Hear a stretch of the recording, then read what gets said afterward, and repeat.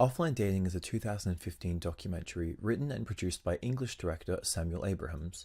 The film follows actor Tom Greaves as he wanders the streets of London trying to get a date without the aid of technology. Throughout the course of this analysis, the content and style of offline dating will be analysed in order to examine the modes of the piece. It will be argued that while the film has its roots in the observational mode, it shares these with several traits that are more poetic, all of which become apparent through the unique style of Abrahams' filmmaking and the way the content is presented. Offline dating deals with the theme of human connection. In a world that's rapidly becoming more and more digital, one man tries to challenge this and get a date the old-fashioned way. It's noble to see, but it's even more noble to explore, and Abrahams is certainly no stranger to this. This documentary marks the 16th entry on his Vimeo page, and at even a quick glance we can see it's not too different from his previous works. Abrahams has dabbled in commercials, short films, documentaries, and even a TV pilot, but most everything he does relies heavily on the exploration of human connection, albeit in different ways every time. For instance, his short film Hold On Me explores the lifespan of a relationship through dance.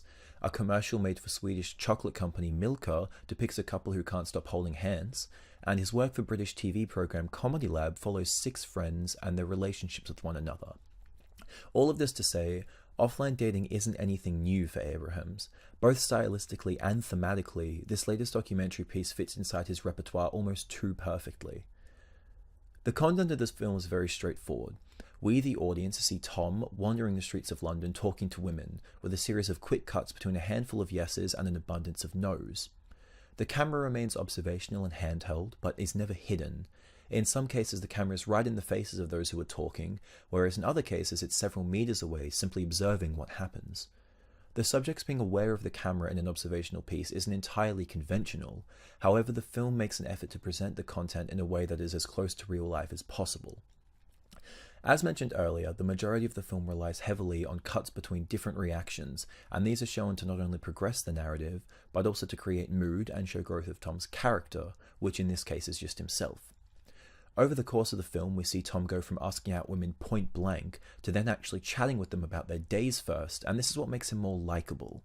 Over a short 6-minute period, we've seen a noticeable progression in Tom's character as our protagonist, and ultimately this comes down to the way the piece was edited together. This character arc for Tom was very likely a purposeful choice made in post-production, however it's still very realistic in the way it's depicted. It felt as though when Tom started out on his quest, he just had the goal in mind to get a date. But as time went on and rejections came one after another, he was learning how to talk to women while still achieving his goal and becoming a better person in the process. This in turn gave him more success and made his story more engaging for the audiences to connect with. These moments are presented in a very beautiful and romanticized way, from the soft acoustic guitar music that's underpinning the entirety of the piece, to the soft natural lighting that reminds the viewers that they're watching something real. This is purely the style of the filmmaker shining through here. The observational camera makes the piece feel believable, but the poetic elements become apparent through Abraham's style of storytelling and filmmaking, and this is what gives the film its emotional through line that audiences can connect with. One of the most striking narrative threads in this piece is when Tom meets Mickey, a woman who immediately invites him back to her place for a barbecue. The ensuing scenes, still being intercut and juxtaposed with rejections, show Tom and Mickey bonding over dinner, and eventually the piece ends with them kissing. These moments in particular represent the poetic mode perfectly and how it's represented in this film. The interaction is raw and perhaps the most realistic depiction of people that you can get on film. The soft acoustic guitar music begins to swell as Tom and Mickey get closer. The late afternoon turns into night and the lighting becomes softer, even though this was very likely done in post-production with color grading. These two traits, tied in still with the juxtaposing and non-linear shots of Tom out on the London streets, are what the poetic mode is all about.